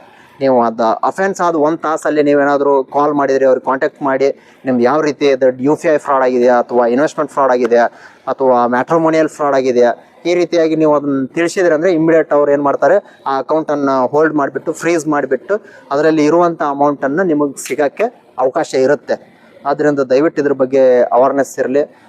ಇಲ್ಲಿವರೆಗೆ ಕುಳಿತುಕೊಂಡು ನಾವು ಹೇಳಿದಂಥ ಎಲ್ಲ ಮಾಹಿತಿಯನ್ನು ತಾವೆಲ್ಲ ಕೇಳಿದಿರಿ. ಮತ್ತು ಅಲ್ಲದೆ ತಮ್ಮನ್ನು ಉದ್ದೇಶಿಸಿ ಮಾತನಾಡಲಿಕ್ಕೆ ಅವಕಾಶ ಮಾಡಿಕೊಟ್ಟಿದ್ದಕ್ಕೆ ತಮ್ಮೆಲ್ಲರಿಗೂ ಧನ್ಯವಾದಗಳನ್ನು ಸಲ್ಲಿಸುತ್ತಾ ನನ್ನ 2 ಮಾತು ಮುಗಿಸಿ. ನಮಸ್ಕಾರ. ಈ ಬೀಟ್ ಒಂದು ಸಭೆಗೆ ತಾವೆಲ್ಲರೂ ಕೂಡ ಆಗಮಿಸಿದ್ದೀರಾ. ತಮಗೆ ಸ್ವಾಗತವನ್ನು ಬಯಸುತ್ತಾ, ಈಗಾಗಲೇ ಈ ರಸ್ತೆ ಅಪಘಾತಗಳು ಮತ್ತು ಸೈಬರ್ ಕ್ರೈಮ್ಗಳು ಇವತ್ತಿನ ದುನಿಯಾದೊಳಗೆ ಏನು ಜಾಸ್ತಿ ಕ್ರೈಮ್ಗಳಿದ್ದಾವೆ ಅದರ ಬಗ್ಗೆ ಸಾಕಷ್ಟು ನಮ್ಮ ಸಹೋದ್ಯೋಗಿ PSI ಅಮೀನರವರು ಎಳೆಯಾಗಿ ಬಿಟ್ಟಿದ್ದಾರೆ. ಅದನ್ನು ತಿಳ್ಕೊಳ್ಳೋದು ಮತ್ತು ಅದರ ಬಗ್ಗೆ ಅರಿವು ಮೂಡಿಸ್ಕೊಳ್ಳೋದು ನಿಮ್ಮ ಜವಾಬ್ದಾರಿ. ಯಾಕಂದರೆ ಒಂದು ಸಾರಿ ನಿಮ್ಮ ಕೈಯಿಂದ ನಿಮ್ಮ ಅಕೌಂಟ್ನಿಂದ ದುಡ್ಡು ಹೋದರೆ ಅದು ರಿಟರ್ನ್ ಬರ್ತದೆ ಅನ್ನೋದು ಗ್ಯಾರಂಟಿ ಇಲ್ಲ. ಯಾಕಂದರೆ ಎಲ್ಲ ಫೇಕ್ ಅಡ್ರೆಸ್ ಇರ್ತವೆ. ಅವ್ರು ಹೇಳಿದ ಹಾಗೆ ಗೋಲ್ಡನ್ ಅವರ್ ಇರ್ತದೆ. ಒಂದು ಆಕ್ಸಿಡೆಂಟ್ ಆದಾಗ ಹಾಸ್ಪಿಟಲ್ಗೆ ಹೋಗೋವರೆಗೂ ಅವನೇನು ಗಾಯಾಳವನ್ನು ನಾವು ಶಿಫ್ಟ್ ಮಾಡ್ತೇವೆ, ಅದು ಗೋಲ್ಡನ್ ಅವರು. ಆ ರೀತಿ ಇದು ನಿಮ್ದು ಏನಾದರೂ ಡಿಡಕ್ಷನ್ ಆದಾಗ, ಅದು ನಿಮ್ಮ ನೆಗ್ಲಿಜೆನ್ಸ್ ಇಲ್ಲದೆ ಡಿಡಕ್ಷನ್ ಆದಾಗ ನೀವು ಇಮಿಡಿಯೇಟಾಗಿ 1930 ಅವ್ರು ಹೇಳಿದಾಗೆ ಅದು ಮಾಡಿದರೆ ಅದು ಮುಂದಿನ ಪ್ರೊಸೆಸ್ ಇರ್ತದೆ. ಅದ್ರ ಬಗ್ಗೆ ಒಟ್ಟು ಹುಷಾರೇ ಇರಲಿ. ಈ ಬೀಟ್ ಮೀಟಿಂಗನ್ನು ನಾವು ಪ್ರತಿ ನಗರದಲ್ಲಿಯೂ ಹಳ್ಳಿಯಲ್ಲಿಯೂ ಕೂಡ ಮಾಡ್ತೇವೆ. ಅದರಲ್ಲಿ ಈಗ ಪರಿಷ್ಕೃತ ಬೀಟ್ ವ್ಯವಸ್ಥೆ ಅಂತ ಮಾಡಿ ಜನಸಂಪರ್ಕ ಸಭೆಗಳನ್ನು ಕೂಡ ಮಾಡ್ತಾ ಇದ್ದೇವೆ. ಪ್ರತಿ ತಿಂಗಳಲ್ಲಿ ಕನಿಷ್ಠ 1-2 ಸಾರಿ ಮಾಡ್ತೇವೆ. ಬೇರೆ ಬೇರೆ ಕೆಲಸಗಳಲ್ಲಿ ತೊಡಗಿದಾಗ ಬೀಟ್ಗಳನ್ನು ಕಡಿಮೆ ಮಾರ್ಚನ್ನು ಮಾಡ್ತೇವೆ. ಕನಿಷ್ಠ 2 ಅಂತೂ ಮಾಡೇ ಮಾಡ್ತೇವೆ. ಬರೀ ಬೀಟ್ ಮಾಡೋದು ಹೋಗೋದು ಆಗೋದ್ರಿಂದ ಈ ಅಪರಾಧಗಳನ್ನು ತಡೆಯೋಕೆ ಭಾಳ ಸಮಸ್ಯೆ ಆಗ್ತದೆ. ನಮ್ಮ ದೃಷ್ಟಿಯಿಂದ ಸಮಾಜದಲ್ಲಿ ಆಗ್ತಕ್ಕಂಥ ಹಲವಾರು ಅಪರಾಧಗಳನ್ನು ನಾವು ತಡಿಬೇಕಾದ್ರೆ ಸಾರ್ವಜನಿಕರ ಸಹಕಾರ ಭಾಳ ಅಗತ್ಯ ಇರ್ತದೆ. ಯಾಕಂದರೆ ಜನಸ್ನೇಹಿ ಪೊಲೀಸ್ ವ್ಯವಸ್ಥೆಯನ್ನು ಜಾರಿ ಮಾಡಿದ್ದು ಕೂಡ ಅದೇ ಒಂದು ಕಲ್ಪನೆಯ ಮೇಲೆ. ಮೊದಲೆಲ್ಲ ಪೊಲೀಸ್ ರಾಷ್ಟ್ರಗಳಾಗಿದ್ದವು. ಪೊಲೀಸ್ನವ್ರು ಏನು ಮಾಡ್ತಾರೆ ಅದೇ ನಿಜ ಇರ್ತಿತ್ತು. ಬೇರೆ ಸಾರ್ವಜನಿಕರಿಗೆ ಅವರ ಅಹವಾಲುಗಳನ್ನು ಹೇಳ್ಕೊಳ್ಳೋಕೆ ಅವಕಾಶಗಳು ಇರಲಿಲ್ಲ. ಇದನ್ನೆಲ್ಲ ಮನಗಂಡು ಜನಸ್ನೇಹಿ ಪೊಲೀಸ್ ಅಂತ ಒಂದು ಪರಿಕಲ್ಪನೆಯನ್ನು ತಂದುಬಿಟ್ಟು ಅಪರಾಧ ತಡೆಯುವ ನಿಟ್ಟಿನಲ್ಲಿ ನಿಮ್ಮ ಸಹಕಾರವನ್ನು ಕೋರ್ತಾ ಇದ್ದೇವೆ. ಯಾವುದೇ ಒಂದು ಅಪರಾಧವನ್ನು ನಾವು ನಿರ್ವಹಿಸಬೇಕಾದ್ರೆ, ಅದನ್ನು ಕಂಡುಹಿಡಿಬೇಕಾದ್ರೆ, ಅದನ್ನು ನಿರ್ಮೂಲನೆ ಮಾಡಬೇಕಾದ್ರೆ, ನಿಯಂತ್ರಣ ಮಾಡಬೇಕಾದ್ರೆ ಸಾರ್ವಜನಿಕರಾದಂಥ ನಿಮ್ಮ ಸಹಾಯ ಭಾಳ ಅವಶ್ಯಕತೆ ಇರ್ತದೆ. ಯಾವುದೋ ಒಂದು ಅಪರಾಧ ನಡೆದಾಗ ಅಥವಾ ಬಡದಾಟದಾಗ ನೀವೊಂದು ಕಂಪ್ಲೇಂಟ್ ಕೊಡ್ತೀರಿ. ಆ ಕಂಪ್ಲೇಂಟ್ ಮೇಲೆ ನಾವೊಂದು ಪ್ರಥಮ ವರ್ತಮಾನ ವರದಿಯನ್ನು ದಾಖಲಿಸ್ತೇವೆ, FIR ಮಾಡ್ತೇವೆ. ಅದು ಸುದೀರ್ಘವಾದಂಥ ಒಂದು ಇನ್ವೆಸ್ಟಿಗೇಷನ್ ಮಾಡಿ, ತನಿಖೆಯನ್ನು ಮಾಡಿ ಮಾನ್ಯ ನ್ಯಾಯಾಲಯಕ್ಕೆ ದೋಷಾರೋಪಣಾ ಪತ್ರವನ್ನು ಸಲ್ಲಿಸ್ತೇವೆ. ಬಟ್ ನೀವೇನಾಗ್ತದೆ ಅಂತಂದರೆ ಇವತ್ತಿನ ದಿನದಲ್ಲಿ ಮಾನ್ಯ ನ್ಯಾಯಾಲಯಗಳಲ್ಲಿ ಶಿಕ್ಷೆಯ ಪ್ರಮಾಣ ಭಾಳ ಕಡಿಮೆ ಮಟ್ಟದಲ್ಲಿ ಆಗ್ತಾಯಿದೆ. ಅದಕ್ಕೆ ಕಾರಣ ಪೊಲೀಸರಲ್ಲ. ನೀವೇನು ಕಂಪ್ಲೇಂಟ್ ಕೊಟ್ಟಿರ್ತೀರ ಆ ಒಂದು ಜೋಶು ಚಾರ್ಜ್ ಶೀಟ್ ಆಗೋ ಮುಂದಾಗಲಿ ಅಥವಾ ಮಾನ್ಯ ನ್ಯಾಯಾಲಯದಲ್ಲಿ ನೀವು ಸಾಕ್ಷಿ ನುಡಿಯುವಾಗ ಅದು ಇರುವುದಿಲ್ಲ. ಎಷ್ಟೋ ಸಂದರ್ಭಗಳಲ್ಲಿ ನೀವು ಸ್ಥಳೀಯವಾಗಿ ನೀವೇ ಬಡದಾಡ್ಕೊಂಡಿರ್ತೀರ. ಅದು ಯಾವುದೋ ಒಂದು ಇನ್ಸಿಡೆಂಟ್ ಆಗಿರ್ತದೆ, ಅದರಲ್ಲಿ ನೀವೇನು ಬಡಪ್ಪ ಆಗಿದ್ದಾಗಿ ಹೋಯ್ತು ಅಂಥೇಳಿ ರಾಜಿ ಆಗುವಂಥ ಸ್ವಭಾವಗಳು ಬಂದಿದ್ದರಿಂದ ಇವತ್ತು ಮಾನ್ಯ ನ್ಯಾಯಾಲಯದಲ್ಲಿ ಶಿಕ್ಷೆಯ ಪ್ರಮಾಣಗಳು ಭಾಳ ಕಡಿಮೆ ಆಗ್ತಾ ಇದ್ದಾವೆ. ಇದನ್ನು ಮನಗಂಡು ಇವತ್ತು ಭಾರತ ಸರ್ಕಾರ ಹಲವಾರು ಈ ಮೇಜರ್ ಆ್ಯಕ್ಟ್ಸ್ಗಳನ್ನು ಸರ್ಜರಿ ಮಾಡಿ ಅವನ್ನೆಲ್ಲ ಈಗ ವಿಡಿಯೋ ಮಾಡೋದು, ಆಡಿಯೋ ಮಾಡೋದು ಅವನ್ನೆಲ್ಲ ಡಿಜಿಟಲೀಕರಣ ಮಾಡಿದ್ದಾರೆ. 2024 ಜುಲೈ 1ರಿಂದ ಹೊಸ ಒಂದು IPC CRPC ಎವಿಡೆನ್ಸ್ ಆ್ಯಕ್ಟನ್ನು ತೆಗೆದುಬಿಟ್ಟು BNSS ಮತ್ತು IVA ಅಂತೇಳಿ ಹೊಸ ಕಾನೂನುಗಳನ್ನು ತಂದಿದ್ದಾರೆ. ಅದರಲ್ಲಿ ಏನಾಗ್ತದೆ ಅಂತ ನೀವೇನು ಕಂಪ್ಲೇಂಟ್ ಕೊಟ್ಟಿರ್ತೀರಾ, ನೀವೇನು ಪಂಚನ ಮಾಡಿರ್ತೇವೆ, ನಾವು ಏನು ಸೀಜ್ ಮಾಡಿರ್ತೇವೆ ಅದೆಲ್ಲ ಕೂಡ ಆಡಿಯೋ ವಿಡಿಯೋ ಆಗ್ತದೆ. ಆ ಆಡಿಯೋ ವಿಡಿಯೋ ಡೈರೆಕ್ಟಾಗಿ ಕೋರ್ಟಿಗೆ ಹೋಗ್ತಿರ್ತದೆ. ನಾಳೆ ಇವತ್ತು ಕಂಪ್ಲೇಂಟ್ ಕೊಡುವಾಗ ನೀವು ಹೌದು ಅಂದಿರ್ತೀರ, ಅಲ್ಲಿ ಹೋಗಿ ನಮ್ಗೆ ಏನು ಗೊತ್ತಿಲ್ಲ ರೀ ಪೊಲೀಸ್ನವ್ರು ಸಿಗ್ನೇಚರ್ ಮಾಡ್ಕೊಂಡಿದ್ದಾರೆ ಅಂದರೆ ಅಲ್ಲೆಲ್ಲ ವಿಡಿಯೋಗಳನ್ನು ಪ್ಲೇ ಮಾಡ್ತಾರೆ. ಅದರ ಮೇಲೆ ಕನಿಷ್ಠ ಶಿಕ್ಷೆಯನ್ನು ಕೊಡುವಂಥ ಪ್ರಯತ್ನವನ್ನು ಮಾನ್ಯ ನ್ಯಾಯಾಲಯ ಮಾಡ್ತಾರೆ. ಬಟ್ ಅದರಲ್ಲಿ ಮುಖ್ಯವಾಗಿ ನೀವು ಯಾವುದೇ ಅಪರಾಧ ಅಂತ ಹಿಡಿಬೇಕಾದ್ರೆ ನಿಮ್ಮ ಸಹಕಾರ ಭಾಳ ಇಂಪಾರ್ಟೆಂಟ್ ಇರ್ತದೆ. ಅದನ್ನು ನೀವು ಎಲ್ಲವನ್ನೂ ಕೂಡ ಮನೆಗೆ ಪೊಲೀಸ್ ಸ್ಟೇಷನ್ಗೆ ಮುಂದೆ ಹೇಳೋಕ್ಕಾಗಲ್ಲ. ಎಷ್ಟೋ ಮಹಿಳೆಯರು ಮಾನಸಿಕವಾಗಿ ಮತ್ತು ದೈಹಿಕವಾಗಿ ಅವರು ನೊಂದು ಬಿಟ್ಟಿರ್ತಾರೆ. ಯಾವತ್ತೋ ಒಂದಿನ ಅವರ ಜೀವನಕ್ಕೆ ಮುಕ್ತಿ ಮಾಡ್ಕೋಬೇಕಂದ್ಬಿಟ್ಟು ಆತ್ಮಹತ್ಯೆಗಳನ್ನು ಮಾಡ್ಕೋತಾರೆ. ಎಷ್ಟೋ ಕೇಸ್ಗಳಾಗ್ತವೆ, ಎಷ್ಟೋ ಕೇಸ್ಗಳಾಗಲ್ಲ. ಬಟ್ ಅದೆಲ್ಲ ಆಗಬಾರ್ದು ಅನ್ನೋ ದೃಷ್ಟಿಯಿಂದ ಈ ಒಂದು ಬೀಟ್ ಸಿಸ್ಟಮನ್ನು ಮಾಡಿ ಅದರಲ್ಲಿ ಮುಂದೆ ಬರೋದು ಮತ್ತೆ ಮನೆಗೆ ಪೊಲೀಸ್ ಅಂತ ಮಾಡಿದ್ದೇವೆ. ಮನೆಗೆ ಬಂದು ನಿಮ್ದು ಏನಾದರೂ ಸಮಸ್ಯೆಗಳಿದ್ದರೆ ನೀವು ಇಮಿಡಿಯೇಟಾಗಿ ನಮಗೆ ಸ್ಪಂದನ ಮಾಡಿರಿ. 112 ಇದೆ, ಅದು 24/7 ಇರ್ತದೆ. ನೀವು ಕಾಲ್ ಮಾಡಿದಾಗ ಒಂದು 5 ರಿಂದ 10 ನಿಮಿಷದಲ್ಲಿ ನಿಮಗೆ ರೀಚ್ ಆಗ್ತದೆ. ಏನು ನಿಯಮಾನುಸಾರ ನಮಗೆ ಅವಕಾಶಗಳಿರ್ತಾವೆ ಅವನ್ನೆಲ್ಲ ಕ್ರಮ ಕೈಗೊಂಡು ನಿಮ್ಮ ಸಮಸ್ಯೆಗಳನ್ನು ಪರಿಹರಿಸೋಕ್ಕೆ ನಾವು ಪ್ರಯತ್ನ ಮಾಡ್ತೇವೆ. ಅದರಲ್ಲಿ ವಿಶೇಷವಾಗಿ ಮಹಿಳೆಯರು, ಅಲ್ಲಿ ಅವ್ರಿಗೆ ಹಲವಾರು ಸಮಸ್ಯೆಗಳಿರ್ತವೆ. ಅವುಗಳನ್ನು ಪೊಲೀಸ್ ಸ್ಟೇಷನ್ಗೆ ಬಂದು ಹೇಳೋಕೆ ಆಗ್ತಿರೋದಿಲ್ಲ, ಅವ್ರಿಗೆ ಸಮಸ್ಯೆ ಆಗ್ತಿರ್ತದೆ ಅಥವಾ ಬಿಡ್ತಿರೋದಿಲ್ಲ. ಹಾಗಾಗಲಿ ಅಂತ ಹೇಳ್ಬಿಟ್ಟು ಈ ಮನೆಗೆ ಒಂದು ವ್ಯವಸ್ಥೆ ತಂದಿದ್ದಾರೆ. ಅದರಲ್ಲೂ ಈಗ 60ಕ್ಕಿಂತ ಹೆಚ್ಚು ವಯಸ್ಸಾದಂಥ ತಂದೆ ತಾಯಿ ವಯೋವೃದ್ಧರಿಗೆ ತಂದೆ ಮಕ್ಕಳ ಕಡೆಯಿಂದ ಭಾಳ ಕಿರಿಕಿರಿ ಆಗ್ತಿರ್ತದೆ ಅಥವಾ ಬೇರೆಯವ್ರ ಅಕ್ಕಪಕ್ಕದವ್ರ ಕಿರಿಕಿರಿ ಆದರೂ ಕೂಡ ಅವ್ರಿಗೂ ಕೂಡ ಅನುಕೂಲ ಆಗೋ ದೃಷ್ಟಿಯಿಂದ ಆಸರೆ ಅಂತ ಒಂದು ಹೊಸ ಅದೊಂದು ಪರಿಕಲ್ಪನೆಯನ್ನು ಜಾರಿಗೆ ತಂದಿದ್ದಾರೆ. ಅದರಲ್ಲಿ ಕೂಡ ನಾವೆಲ್ಲ ಒಂದು ಈಗ ಎಲ್ಲ ಕಡೆ ಚೆಕ್ ಮಾಡಿಬಿಟ್ಟು ಸುಮಾರು ಒಂದು 50 ರಿಂದ 60 ಜನರದೆಲ್ಲ ಡೀಟೇಲ್ಸ್ಗಳನ್ನು ಹೊಂದಿದ್ದೇವೆ. ಅವ್ರಿಗೂ ನಾವು ಮೇಲಿನ ಮೇಲೆ ಬೀಟ್ ಸಿಬ್ಬಂದಿಯವರಾಗಲಿ ನಾವಾಗಲಿ ಹೋಗಿ ಭೇಟಿ ಮಾಡಿ ಅವ್ರಿಗೆ ಏನಾದರೂ ಸಮಸ್ಯೆಗಳಿದ್ದಾಗ ನಮಗೆ ತಿಳಿಸಿ, ನಮಗೆ ಏನಾದರೂ ನಮ್ಮ ಕಾನೂನು ಅಡಿಯಲ್ಲಿ ಬರ್ತಾ ಇದ್ದರೆ, ನಮ್ಮ ಇಲಾಖೆ ವ್ಯಾಪ್ತಿಗೆ ಬರ್ತಾ ಇದ್ದರೆ ಅದನ್ನು ನಾವೇ ಬಗೆಹರಿಸ್ತೀವಿ. ಇನ್ನು ಬೇರೆ ಇಲಾಖೆಗೆ ಸಂಬಂಧಪಟ್ಟಿದ್ದರೆ ಅದನ್ನು ಪತ್ರ ವ್ಯವಹಾರ ಮಾಡಿ ಪ್ರಯತ್ನವನ್ನು ಕೂಡ ಅದರ ಏನಾದರೂ ನಾವು ಮಾಡ್ತೀವಿ ಅಂತ ಅದನ್ನು ಮಾಡಿದ್ದೇವೆ. ಇನ್ಮೇಲೆ ಡ್ರಗ್ಸು, ಗುಟ್ಕಾ ಇರ್ತದೆ ಅಥವಾ ಗಾಂಜಾ ಇರ್ತದೆ, ಅವೆಲ್ಲ ಸೇವನೆ ಮಾಡಿಬಿಟ್ಟು ಅದರಲ್ಲಿಂದ ಹಲವಾರು ಯುವಕರು ಬಲಿಯಾಗ್ತಾ ಇದ್ದಾರೆ. ಅದನ್ನು ಒಂದು ರೀತಿಯಲ್ಲಿ ಮುಗಿಸ್ಬೇಕು ಅಥವಾ ಅದನ್ನು ಒಂದು ಮುಕ್ತಿ ಹಾಡಬೇಕು, ನಿಯಂತ್ರಣ ಮಾಡಬೇಕು ಅನ್ನೋ ದೃಷ್ಟಿಯಿಂದ ಅದನ್ನು ಈಗ ಸನ್ಮಿತ್ರ ಅಂತ ಒಂದು ಹೊಸದ ಒಂದು ಕರಿಕ್ಯುಲಮ್ ಇರ್ತದೆ. ಅಂತ ಯಾವುದಾದ್ರೂ ಅಡಿಕ್ಟ್ ಆದಂಥ ಅಂದರೆ ವ್ಯಸನಿಗಳಾದಂಥವ್ರನ್ನ ತಂದು ಮತ್ತೆ ಸಮಾಜದ ಮುಖ್ಯವಾಹಿನಿಗೆ ತರಬೇಕಾದ್ರೆ ನಮ್ಮ ಪ್ರಯತ್ನವನ್ನು ನಾವು ಮಾಡಬೇಕಾಗ್ತದೆ. ಕರೆಸಿಬಿಟ್ಟು ಅವ್ನಿಗೆ ಏನಾಗ್ತದೆ, ಅವ್ನಿಗೆ ಆರ್ಥಿಕವಾಗಿದಂಥ, ಸಾಮಾಜಿಕವಾಗಿದಂಥ, ವೈಯಕ್ತಿಕವಾದಂಥ, ಮಾನಸಿಕ ಮತ್ತು ದೈಹಿಕ ಮತ್ತು ಅವನ ಕುಟುಂಬದ ಮೇಲೆ ಸಮಾಜದಲ್ಲಿ ಅವನ ಸ್ಥಾನ ಮಾಡೋದಕ್ಕೆ ಏನು ಧಕ್ಕೆ ಆಗ್ತದೆ ಅನ್ನೋ ತಿಳಿಸಿ ಹೇಳಿ ಅದನ್ನು ಬಿಡಿಸುವ ಪ್ರಯತ್ನವನ್ನು ಕೂಡ ನಾವು ಅಂಥ ಕೆಲವೊಂದು ವ್ಯಕ್ತಿಗಳನ್ನು ಕರ್ಕೊಂಡ್ಬಿಟ್ಟು ಹೆಸರು ಹೇಳೋಗಿಲ್ಲ, ಅವ್ರು ಕರೆಸಿಬಿಟ್ಟು ನಾವು ಒಂದು ಪ್ರಯತ್ನ ಮಾಡ್ತಿದ್ದೇವೆ. ಬರೀ ಪ್ರಯತ್ನಗಳ ಪೊಲೀಸ್ ಇಲಾಖೆ ಆಗಲಿ ಸರ್ಕಾರ ಆಗಲಿ ಮಾಡಿದರೆ ಯಾವುದೇ ಅಪರಾಧವನ್ನು ತಡೆಯೋಕ್ಕಾಗಲಿ ಬೇರು ಸಮೇತ ಕೇಳೋಕ್ಕಾಗಲಿ ಅದಾಗೋದಿಲ್ಲ. ನಿಮ್ಮ ಸಹಕಾರ ಭಾಳ ಅವಶ್ಯಕ ಇರ್ತದೆ. ಒಂದು ಸುಮಧುರವಾದ ಚಪ್ಪಾಳೆ ಆಗ್ಬೇಕಾದ್ರೆ ನೀವು ಸೇರಲೇಬೇಕು, ಸಾರ್ವಜನಿಕರು ಮತ್ತು ಪೊಲೀಸರು. ನೀವೆಲ್ಲ ನಮ್ಮ ಸಹಕಾರ ಕೊಟ್ಟರೆ, ಮಾಹಿತಿಗಳನ್ನು ಕೊಟ್ಟರೆ, 112 ಇರ್ಬೋದು, ಬೀಟ್ ಪೊಲೀಸರಿಗೆ ಇರ್ಬೋದು ಅಥವಾ ಫೋನ್ ಮಾಡಿ ಅವ್ರಿಗೆ ಏನಾದರೂ ಮಾಹಿತಿ ಕೊಟ್ಟಾಗ ಏನೋ ಒಂದು ಆಗ್ತಿರ್ತದೆ ಅಥವಾ ಏನೋ ಮಾಡ್ತಿರ್ತಾರೆ, ಅನಾಹುತಗಳು ಆಗ್ತಿರ್ತವೆ. ಯಾರೋ ಒಬ್ಬ ಸಂಶಯುಕ್ತ ವ್ಯಕ್ತಿ ಬಂದಿರ್ತಾನೆ, ಏನೋ ಮಾಡ್ತಿರ್ತಾನೆ, ಇಲ್ಲಿಗಲ್ ಇದರಲ್ಲಿ ತೊಡಗಿರ್ತಾನೆ. ನಾವು ಯಾವುದೋ ಒಂದು ಭಯೋತ್ಪಾದನೆ ಇರ್ಬೋದು, ಬೇರೆ ಕೃತ್ಯಗಳು ತೊಡೆದಿರ್ತಾರೆ. ಏನಪ್ಪ ಡೇ ಎಲ್ಲ ಮನೆ ಕ್ಲೋಸ್ ಇರ್ತದೆ, ಇರೋ ರಾತ್ರಿ 12 ಗಂಟೆಗೆ 1 ಗಂಟೆಗೆ ಬರ್ತಾನೆ, ಮತ್ತೆ ಬೆಳಿಗ್ಗೆ 5 ಗಂಟೆಗೆ 6 ಗಂಟೆಗೆ ಹೋಗ್ತಾನೆ, ಅಥವಾ ಹೋದವ್ 4 ದಿನ ಬರ್ತಾನೆ. ನೋಡಿ, ಯಾರೋ ಅಪರಿಚಿತರಿಗೆಲ್ಲ ನೀವು ಬಾಡಿಗೆ ಮನೆಗಳನ್ನು ಕೊಟ್ಟಿರ್ತೀರಿ, ಅವ್ರಿಗೆಲ್ಲ ಏನೋ ನಿಮ್ಮ ಹತ್ರ ಅವ್ರ ಅಡ್ರೆಸ್ ಇರೋಲ್ಲ, ಎಲ್ಲಿಂದ ಬೇರೆ ಕಡೆ ಬಂದಿರ್ತಾರಲ್ಲಿ ದುಡಿಯಕ್ಕೆ ಬಂದಿರ್ತಾರೆ ಒಂದು ಕೊಟ್ಟಿರ್ತೀರಿ. ಆ ಬಾಡಿಗೆ ಮನೆಯಲ್ಲಿ ಏನು ಮಾಡಬಾರ್ದೆಲ್ಲ ಮಾಡ್ತಾರೆ. ನಾಳೆ ಎಲ್ಲೋ ಒಂದು ಕಡೆ ಅವ್ರು ಸಿಕ್ಕಾಕೋತಾರೆ. ಅವಾಗ ಹೇಳಿದಾಗ ಇಂಥವ್ರ ಮನೆಯಲ್ಲಿದ್ದೆ ಹಿಂಗಿದ್ದೆ ಅಂತ ಅಂದಾಗ ನಿಮಗೂ ಕೂಡ ಈಗೆಲ್ಲ ಸರ್ಕಾರ ಕೂಡ ಕೆಲವೊಂದು ರಿಸ್ಟ್ರಿಕ್ಷನ್ಸ್ ಮಾಡಿದೆ. ಎಲ್ಲ ಮಾಹಿತಿಗಳನ್ನು ತಗೊಂಡು ಅವ್ರ ಕಡೆಯಿಂದ ಆಧಾರ್ ಕಾರ್ಡು ಎಲ್ಲ ಮಾಹಿತಿ ಇಲ್ಲದೆ ಯಾವುದೇ ಕಾರಣಕ್ಕೂ ಮನೆಗಳ ಬಾಡಿಗೆಗಳನ್ನು ಮಾಡಬಾರ್ದು. ಅಂತ ಯಾವುದಾದ್ರು ಕೃತ್ಯದ ಭಾಗಿಯಾಗಿ ಅವ್ರು ರಾತ್ರಿ ಮನೆ ಖಾಲಿ ಮಾಡ್ಕೊಂಡು ಹೋಗ್ತಾರೆ, ಅಥವಾ ನಿಮ್ಮ ಬಾಡಿಗೆ ಕೊಡೋದಿಲ್ಲ, ಏನಾರು ಆಗದಾಗ ಅನಾಹುತಗಳಾದಾಗ ಅಥವಾ ಭಯೋತ್ಪಾದನೆ ಅಂತ ಭಾಳ ಹೀನ ಕೃತ್ಯಗಳಲ್ಲಿ ಇನ್ನಷ್ಟು ಕೇಸ್ಗಳಲ್ಲಿ ಅವ್ರು ಏನೋ ಸಿಕ್ಕಾಕೊಂಡ್ರೆ ಅವಾಗ ನಿಮಗೂ ಕೂಡ ತೊಂದರೆ ಆಗ್ತದೆ. ಅದಕ್ಕೆ ದಯವಿಟ್ಟು ಯಾವುದೇ ಹೋಟೆಲ್ ಇರಲಿ ಅಥವಾ ಮನೆ ಇರಲಿ, ನಿಮ್ಮ ಮನೆಗೆ ಯಾರೋ ಇರೋಕೆ ಬಂದಾಗ ಅವ್ರದ್ದೆಲ್ಲ ಮಾಹಿತಿಗಳನ್ನು ನೀವು ಕರೆಕ್ಟಾಗಿ ಮಾಡ್ಕೋಬೇಕು.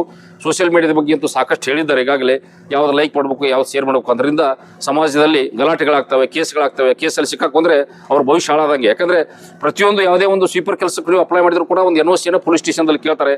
ಇವತ್ತು information technology all over India, ಏನಾದರೂ ಒಂದು ಇಲ್ಲಿ ದಾಂಡೇಲಿಯಲ್ಲಿ ನಿಮ್ಮ ಮೇಲೆ FIR ಆಗಿದೆ ಅಂದರೆ ಅದು ರೆಡ್ ಬ್ಲಿಂಕ್ ಆಗ್ತಿರ್ತದೆ, ಇವನ ಮೇಲೆ FIR ಆಗಿದೆ ಅಂತ ಚಾರ್ಜ್ ಶೀಟ್ ಆಗ್ತದೆ. ಮಾನ್ಯ ನ್ಯಾಯಾಲಯದಲ್ಲಿ ಅದು 10 ವರ್ಷ ಹೋಗ್ಬೋದು, 5 ವರ್ಷ ಹೋಗ್ಬೋದು. ಅದು ಸುದೀರ್ಘವಾದಂಥ ಟೈಮು. ಆ ಟೈಮಿಗೆ ವಿದ್ಯಾರ್ಥಿ ಇದ್ದಂಥವನು ಅವನು ಏನಾದರೂ ಅಪ್ಲಿಕೇಶನ್ ಕೇಳಿದಾಗ ಹಾಕಿದಾಗ ನಮ್ಮಲ್ಲಿ ಕೇಸ್ ಇದೆ, ತನಿಖೆ ನಡೀತಾ ಇದೆ ಅಂತ ನಾವು ಏನು ರಿಪ್ಲೈ ಕೊಟ್ಟರೆ ಅವಾಗ ಅವ್ರು ಚಾನ್ಸ್ ಹೋಗ್ತದೆ.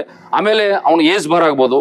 ಏಜ್ ಬಾರ್ ಆದಮೇಲೆ ಕಾಲ್ ಮಾಡಿದ್ರು ಏನು ಪ್ರಯೋಜನ ಇಲ್ಲ, ಅವ್ನು ಎಜುಕೇಷನ್ ಮಾಡಿದ್ರು ಉಪಯೋಗ ಇರೋಲ್ಲ. ಅದಕ್ಕೆ ಆದಷ್ಟು ಯೂತ್ ಏನು ಒಂದು ಸಮಾಜಘಾತಕ ಕೆಲಸಗಳಲ್ಲಿ ಕೈ ಹಾಕಬೇಕಾದ್ರೆ, ಒಂದು ಸರ್ಕಾರಿ ಕೆಲಸಕ್ಕೆ ಅಡ್ಡಿ ಮಾಡಬೇಕಾದ್ರೆ ಘೋಷಣೆಗೆ ಹೋಗೋದು, ಸ್ಟ್ರೈಕ್ ಮಾಡೋದು, ಅಂಥ ಈ ಸಂದರ್ಭದಲ್ಲಿ ಸಾರ್ವಜನಿಕ ಆಸ್ತಿ ಪಾಸ್ತಿಯನ್ನು ಹಾಳು ಮಾಡೋದು, ಅಧಿಕಾರಿಗಳಿಗೆ ಹೊಡೆಯೋದು ಬಡಿಯೋದು ಮಾಡೋದು, ಇಂಥವೆಲ್ಲ ಸಮಾಜದಲ್ಲಿ ಸ್ವಾಸ್ಥ್ಯವನ್ನು ಹಾಳು ಮಾಡ್ತವೆ. ಅದಕ್ಕಾಗಿ ಇವನ್ನೆಲ್ಲ ನಿಯಂತ್ರಣ ನೀಡುವ ಸಲುವಾಗಿ ಹಲವಾರು ಕಾನೂನುಗಳನ್ನು ಪೊಲೀಸ್ ಇಲಾಖೆಯಲ್ಲಿ ಕೊಟ್ಟಿದ್ದಾರೆ. ನಮಗೆ ಅದೊಂದು ಗುರುತವಾದ ಜವಾಬ್ದಾರಿ ಇರೋದರಿಂದ ಅಂಥ ಭಾಗಿಯಾದಂಥ ವ್ಯಕ್ತಿಗಳ ಮೇಲೆ ರೌಡಿ ಶೀಟ್ಗಳನ್ನು ಓಪನ್ ಮಾಡ್ತೇವೆ. ಅವ್ರು ಸಾಯುವವರೆಗೂ ಒಂದು ಮೇಂಟೈನ್ ಮಾಡ್ಕೊಂಡು ಹೋಗ್ತೇವೆ. ಯಾಕಂದರೆ ಅವನ ಭವಿಷ್ಯ ಅಲ್ಲಿಗೆ ಕುಂಠಿತ ಆಗ್ತದೆ ಅಂತ ಅರ್ಥ. ಅದಕ್ಕೆ ಬೇರೆ ಯಾರೇ ಬಂದರೂ ಏನೇ ಒಂದು ಇಲ್ಲಿಗಲ್ ಇದರ ಕೆಲಸ ಮಾಡ್ತಾ ಇದ್ದಾರೆ ಅಂತಂದ್ರೆ ಅದನ್ನು ದಯವಿಟ್ಟು ಮಾಹಿತಿಯನ್ನು ನಮಗೆ ತಿಳಿಸ್ರಿ.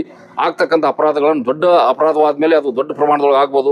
ಅದರಿಂದ ಏನೋ ಒಂದು ಲಾ ಆ್ಯಂಡ್ ಆರ್ಡರ್ ಪ್ರಾಬ್ಲಮ್ ಆದಾಗ ಅದು ನಿಮಗೂ ಕೂಡ ಪ್ರಾಬ್ಲಮ್ ಆಗ್ತದೆ, ನಮಗಾಗಲ್ಲ. ಬೇರೆ ಕಡೆಯಿಂದ ಏನೋ ಸಮಸ್ಯೆ ಆದಾಗ ಅದು ಇಲ್ಲೇ ಇರ್ಬೋದು, ಅಥವಾ ತಾಲೂಕು ಮಟ್ಟದಲ್ಲಿ ಇರ್ಬೋದು, ಜಿಲ್ಲಾ ಮಟ್ಟದಲ್ಲಿ ಇರ್ಬೋದು, ರಾಜ್ಯ ಮಟ್ಟಕ್ಕೆ ಹೋಗ್ಬೋದು. ಯಾಕಂದರೆ ಈಗ ಅಷ್ಟೊಂದು ಸಾಮಾಜಿಕ ಜಾಲತಾಣಗಳು ಆ್ಯಕ್ಟಿವ್ ಇದ್ದಾವೆ.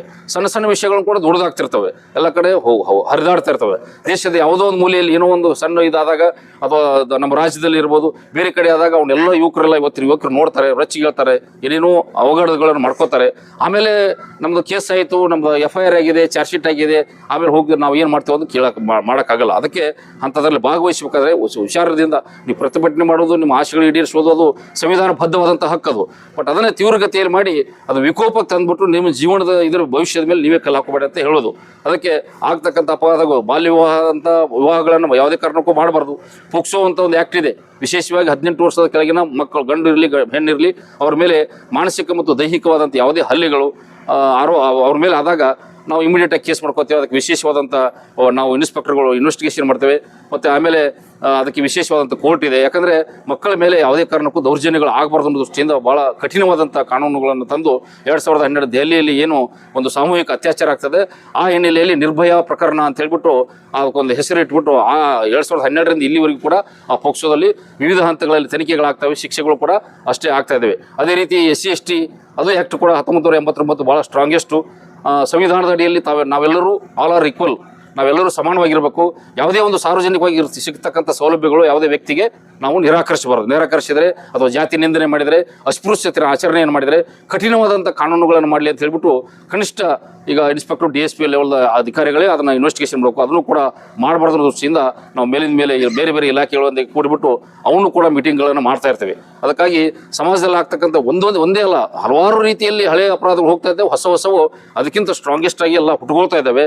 ಯಾವುದೋ ವಸ್ತುಗಳನ್ನು ನೀವು ಕಳ್ಕೊಂಡಾಗ, ಕಳ್ಳತನ ಆದಾಗ, ನಿಮ್ಮ ವಸ್ತುಗಳು ಹೋದಾಗ ಯಾವುದೇ ವ್ಯಕ್ತಿಯನ್ನು ತಂದು ವಿಚಾರ ಮಾಡೋದು ಕೂಡ ಅಷ್ಟೊಂದು ಸರಳವಾಗಿಲ್ಲ. ಎಲ್ಲ ಭಾಳ ನಿಯಮಾನುಸಾರ ಮಾಡಬೇಕಾಗ್ತದೆ. ವಿಚಾರ ಮಾಡೋದಿಲ್ಲ ಅಂತೆಲ್ಲ ಮಾಡ್ತೇವೆ. ಬಟ್ ಆದರೂ ಇದ್ದಂಥ ವಸ್ತುವನ್ನು ನಿಮ್ಮ ಮನೆಯಲ್ಲಿರ್ತಕ್ಕ ಬಂಗಾರ ಇರ್ಬೋದು, ಮನೆಯಲ್ಲಿರ್ತಕ್ಕ ವಸ್ತು ಇರ್ಬೋದು, ಬ್ಯಾಂಕ್ಗಳಲ್ಲಿ ಲಾಕರ್ ಸಿಸ್ಟಮ್ ಎಲ್ಲ ಇರ್ತಾವೆ, ಅಲ್ಲಿ ಓದಿ ಇಡ್ರಿ. ಆಮೇಲೆ ಹೋದ ಮೇಲೆ ಅದನ್ನು ಹುಡುಕಾಡೋದು ಮತ್ತು ಪೊಲೀಸ್ನವ್ರು ತರಲಿಲ್ಲ ಅನ್ನೋದು ಮಾತಾಡೋದಾಗ್ತದೆ. ಅದಕ್ಕಾಗಿ ಈ ಮಕ್ಕಳ ಬಗ್ಗೆನೂ ಗಮನ ಇರಲಿ, ರಸ್ತೆ ಅಪಘಾತಗಳ ಬಗ್ಗೆ, ಸೈಬರ್ ಕ್ರೈಮ್ಗಳ ಬಗ್ಗೆ, ಸೋಷಿಯಲ್ ಮೀಡಿಯಾದ ಬಗ್ಗೆ, ಬೇರೆ ನಿಮ್ಗೆ ಆಗ್ತಕ್ಕಂಥ ಏನಾದರೂ ಬೇರೆ ಸಮಸ್ಯೆಗಳಿದ್ರು ಕೂಡ ನಮ್ಗೆ 112 ಕಾಲ್ ಮಾಡಿ ಅಥವಾ ಪೊಲೀಸ್ ಸ್ಟೇಷನ್ಗೆ ಅಥವಾ ಬೀಟ್ ಪೊಲೀಸ್ನವ್ರು ತಿಳಿಸಿ ಆಗ್ತಕ್ಕಂಥ ಅಪರಾಧಗಳನ್ನು ತಡೆಯುವ ನಿಟ್ಟಿನಲ್ಲಿ ನಿಮ್ಮ ಸಹಾಯ ಭಾಳ ಅಗತ್ಯ ಇದೆ ಅಂತ ಹೇಳ್ಕೊಂಡು ಈ ಒಂದು ಮೀಟಿಂಗನ್ನು ಮಾಡಿದ್ದೇವೆ. ಈ ಮೀಟಿಂಗಿಗೆ ತಾವೆಲ್ಲರೂ ತಮ್ಮ ಕೆಲಸ ಕಾರ್ಯಗಳ ಬದಿಗೊತ್ತಿ ಒಂದು ಆಸೀನರಾಗಿ 2 ಮಾತುಗಳನ್ನು ಕೇಳಿದ್ದಕ್ಕಾಗಿ ನಮ್ಮ ವೈಯಕ್ತಿಕ ಹಾಗೂ ಇಲಾಖೆ ವತಿಯಿಂದ ಧನ್ಯವಾದಗಳು ಅರ್ಪಿಸಿ ನನ್ನ 2 ಮಾತುಗಳನ್ನು ನಾನು ಮುಗಿಸ್ತೇನೆ. ಮುಗಿತಾ?